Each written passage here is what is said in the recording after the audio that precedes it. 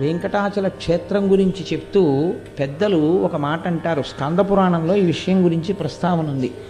వెంకటేశ్వరునికి సంబంధించి 8 రకములుగా సేవించిన వారు ఎవరైనా సరే విష్ణువునందు సాయుధ్యమును పొందుతారు, అంటే మోక్షమును పొందుతారు.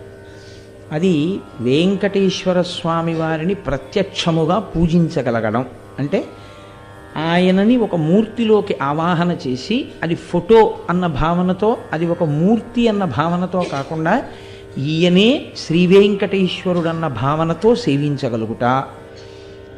రెండవది ఆయనను స్మరించుచుండుట, వెంకటేశ్వరుని గురించినటువంటి స్మరణ. అందుకే స్మరణాత్ ఇష్టవర్షిణం.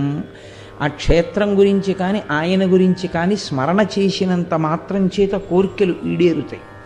కాబట్టి స్మరించుట. 3, ఏ పని చేస్తున్నా ఇది వెంకటేశ్వర